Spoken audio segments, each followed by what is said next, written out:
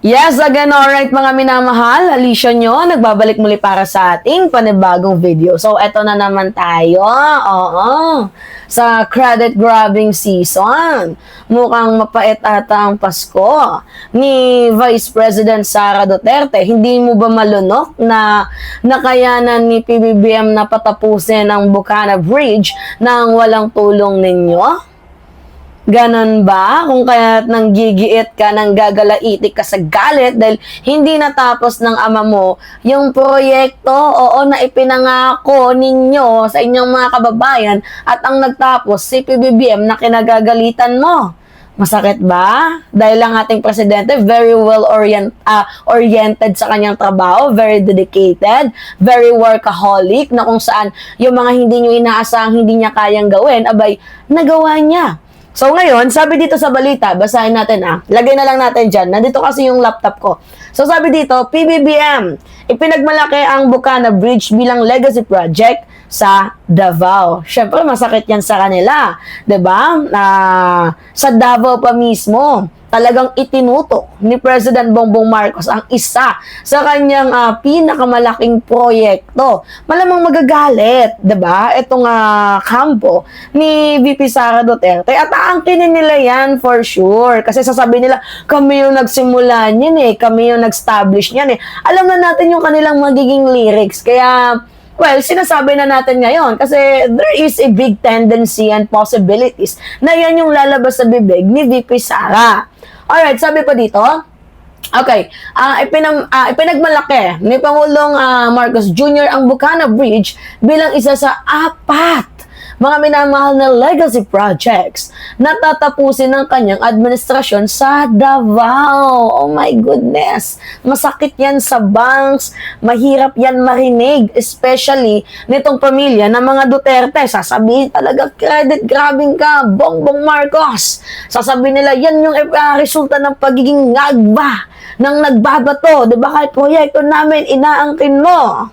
So, today, let's break it down, mga minamahal. Kasi itong si Sara Duterte, meron ako ipapanood na interview na sinasabi niya na sila daw po ang nag-umpisa. And sila din daw ang dahilan ng lahat ng yan. So, hindi yan mapapagawa kung hindi dahil sa kanila. So, anyway, panoodin natin. Sabi dito sa balita, nagpapasalamat si Vice President Sara Duterte kay dating Pangulong Rodrigo Duterte sa konstruksyon ng Bukana Bridge sa Davao City. Ayon sa pangalawang Pangulo, ang kanyang ama ang gumawa ng paraan upang maitayo ang naturang tulay.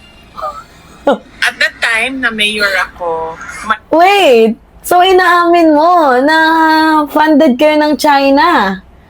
Ganun ba? Kasi sabi dito sa balita, mga minamahal, FPRRD at China pinasalamatan ni VP Sara sa Bukana Bridge. So, meaning to say, diba? Did you really get the point, mga minamahal? May admission si VP Sara Duterte na talagang well-funded sila ng China. Tama ba? Continue tayo. budget ang coastal road, pero unfunded ang bridge. And it was made known at the time to former President Duterte Talaga? that the bridge is unfunded. At siya ay naghanap ng paraan para mabigyan ng pondo yung bridge. Bukod kay FPRRD, kinilala rin ni VP Sara ang tulong ng China sa proyektong ito. Bilang Dabawenyo at bilang Mindanaon, nagpapasalamat ako kay dating Pangulong Rodrigo Duterte dahil ang totoo talaga niyan, alam niya at the time yung problema ko bilang mayor. And yes, as I said, yung source of fund, ang People's Republic of China. Sila yung pinagpapasalamatan ko. See? Pinasalamatan ni VP Sara Duterte ang China. So, meaning to say, you are a very well-funded ng China. And I think, some of the vloggers na nagpo-protect ng mga names ninyo, there's a tendency or there is a possibility, 'di ba, pati yung mga kasamahan ninyo, yung iba diyan mga Manchurian candidate, 'di ba? When we say Manchurian candidate, mga well-funded ng China. So, kung meron mga Manchurian candidate, ibig sabihin, meron din mga well-funded na mga vloggers. Kaya pala meron tayong naririnig, 'di ba? Ang akala ninyo wala akong source diyan. Meron isa tayong kaibigan na na-meet ko earlier. 'Di ba? Pero di siya. Pero we're kind of having a fun. Pero friends kami. Ngayon, kunento niya sa akin na malaki daw ang binabayad sa kanila and free condo pa. Oo, itong vloggers na to, free condo daw sila. Aside pa dyan, may 70,000 na binibigay sa kanila monthly, tapos 30,000 na allowance. So, di ba, ang laki? Di ba? Parang feeling ko nung kinausap niya ako, nun parang sinasabi niya na lumipat ka na dito, may pera dito. Parang ganun yung gusto niyang i-insist sa akin. Parang nililigawan niya ako na bumaliktad, pero hindi ako ganun. Meron ako paninindigan, okay, kaibigan tayo. Pero yung kung magkaiba tayo ng paniniwala, ayoko, 'di ba? Kung gusto mo nang maging yumaman, magkaroon ng pera, sige, kung saan ka masaya, doon ka. Pero ako, gusto ko kasing magpakatotoo sa inyo. Hindi naman po kasi ako yung klase ng tao na nababayaran ang prinsipyo. Alright, mga minamahal. So, hindi enough, 'di ba? Yung sasabihin lang nila na sila yung nagsimula ng proyekto, pero hindi naman sila yung tumapo. Sino ba yung nag-delivered ng project na yan? Walang iba kundi si President Bongbong Marcos. Sino nung nandoon nung inauguration? Sino yung nag-ensure ng fundings, ng compliance, ng construction continuity at final approval? Walang iba kundi si President Bongbong Marcos. Tapos igagrab mo na sa inyo yan, na kayo yung nagsimula, 'di ba? Yung post ng One TV Philippines, mga minamahal, na lumalabas dito na ang Bukana Bridge is one of the 4, diba, biggest legacy project na i-finish ni PBBM sa Davao. So, sobrang crystal clear naman ata ng mensahe ni PBBM. Sobrang strong na okay, dyan pa mismo sa lugar ninyo, meron siyang napaka-matindi at malaking proyekto. Siyempre, kakainin sila ng konsensya, di ba? Kasi hindi nila nagawa, hindi nila natapos. Tapos, yung kalaban nila, yung kaaway nila, ang, tatapos ng kanilang sinimulan ko, no? Oo. Sinimulan ko, no? Na proyekto. Pero anyway, mga minamahal, paano ba ito naitawid ni PBBM? Kasi, to be honest with you, sobrang dami talagang mga sinimulang proyekto ni former President Duterte na hindi natapos. At hindi ibig sabihin na tawag dito, meron ng ano ba yung may pledge yan? Hindi ibig sabihin na merong pledge, meron ng final documentation, meron ng budget release, may papers, may multi-agency clearance na, may inspection na result, may environmental compliance. Hindi ibig sabihin na may pledge, automatic may pondo na pledge pa lang yan eh. Pinag-uusapan pa lang yan, mga minamahal. Hindi di porket may pledge na, abay nandyan na yung funds. Diba, sa ilalim ni Duterte, hindi natapos yung Bukana Bridge na yan. Hindi pinansin, I think. At si President Bongbong Marcos ang nag-finalize, nag-release ng funding para ituloy yung construction. So, instead na i-bash sana ni Sara Duterte itong si PBBM, bakit di niya na lang pasalamatan? Bakit hindi na lang siya matuwa? Kasi ang success na ginagawa ni PBBM ay success para sa lahat ng mamamayang Pilipino. At pakatandaan ninyo sa panahon ni Duterte, sobrang daming mga delayed na contractors. Oo, kulang sa mga compliance documents, walang mga bureaucratic bottleneck, walang final budget release. Maraming proyekto ang naiwan na ongoing lang. Oo, pero walang klaradong timeline kung kailan matatapos. Pero nung umupo sa President Bongbong Marcos, isa yung Bukana Bridge sa mga incomplete, 'di ba, na China-funded projects ni former President Duterte. Instead of resetting, 'di ba, yung babaguhin o ulitin, hindi na ginawa ni PBBM yon. Yung kinancel, walang cancellation na nangyari. Ang ginawa niya, pinagpatuloy niya ang proyekto, inayos niya ang proyekto, at inayunan niya para matapos na ito.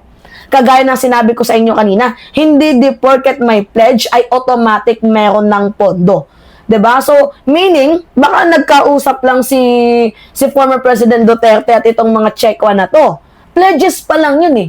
Wala pang final and budget approval yun kasi pledge pa lang yun. Wala pang mga dokumentong na-release.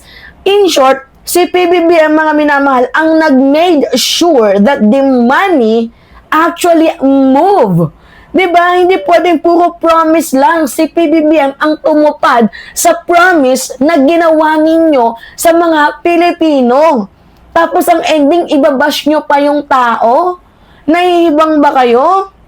President Bongbong Marcos accelerated construction and have a cleared bottleneck, di ba? Maraming technical delays during the Duterte terms, katulad ng right way of issues, contractor delays, incomplete design review, yung feasibility, lack of update of feasibility validators, slow coordination between, Philippine officials and China. So, 'di ba?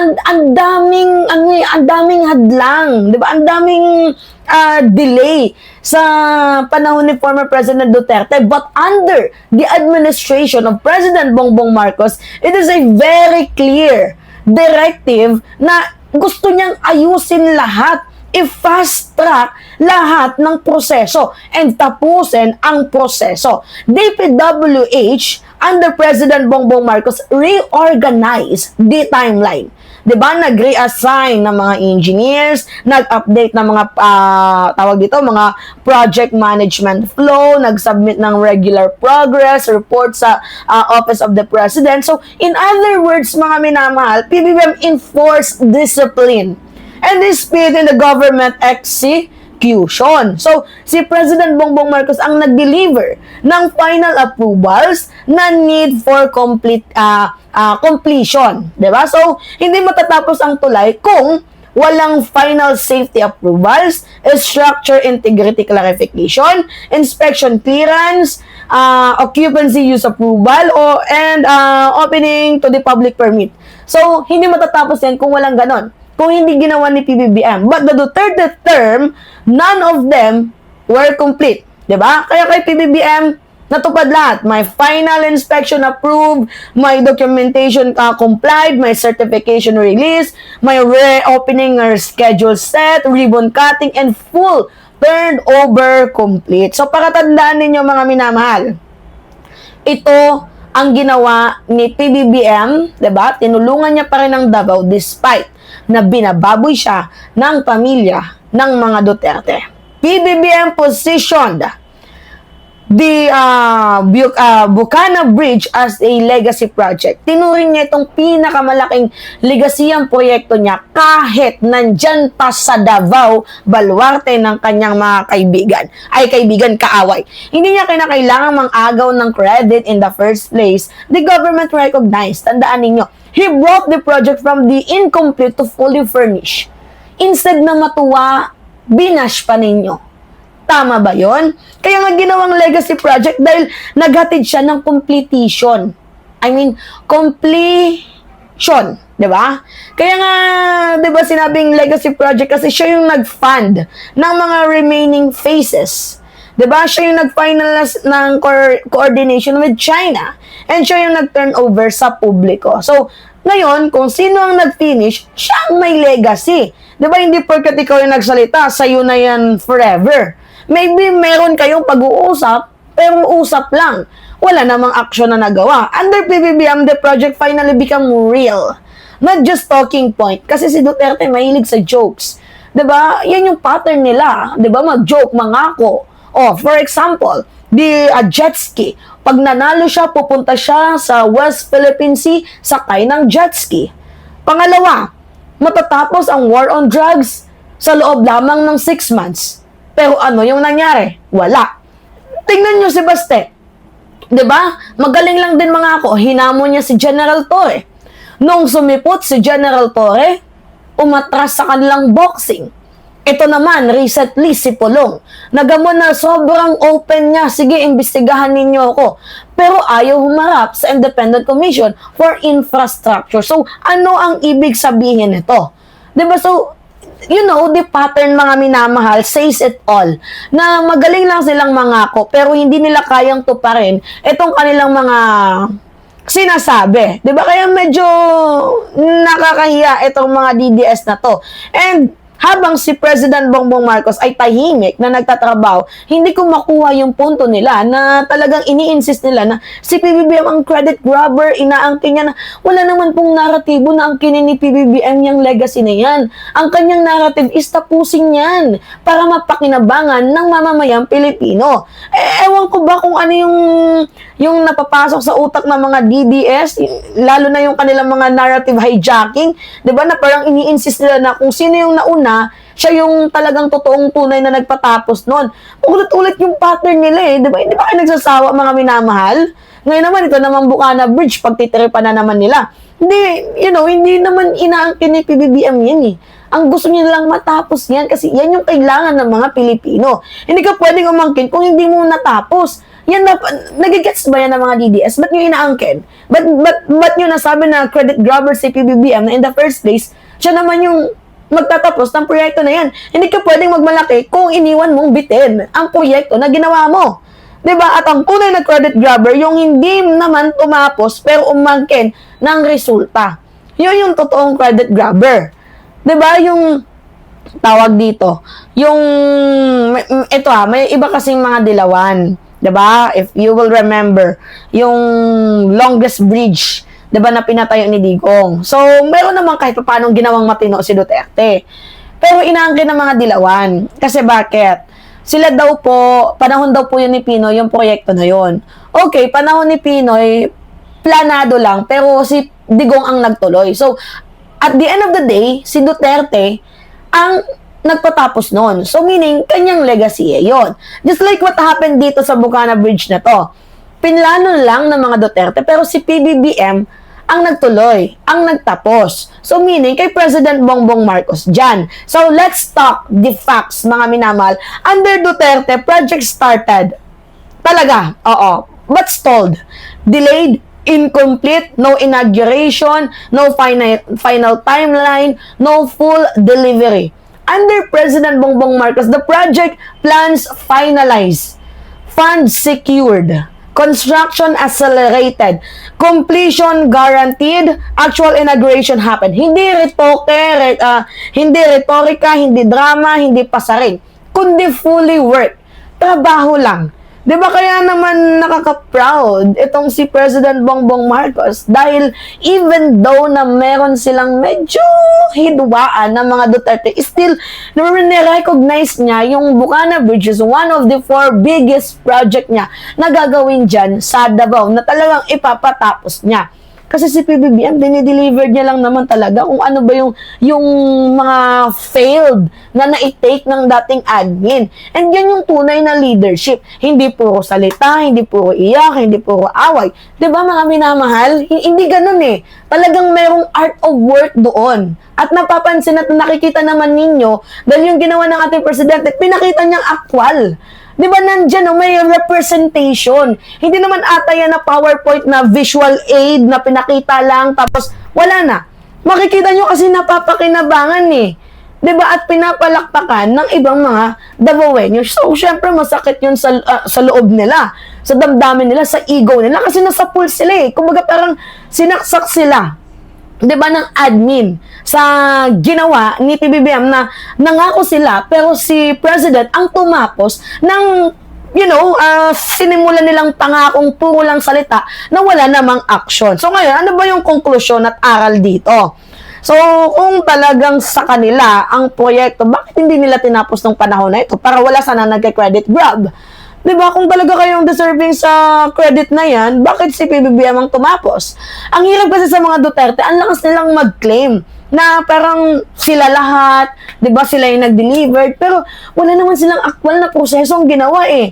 Diba, ang lakas lang mag-claim, samantalang ito kasi si PBBM, very silent person. Pero magugulat na lang kayo, oh my God, tapos na yung project?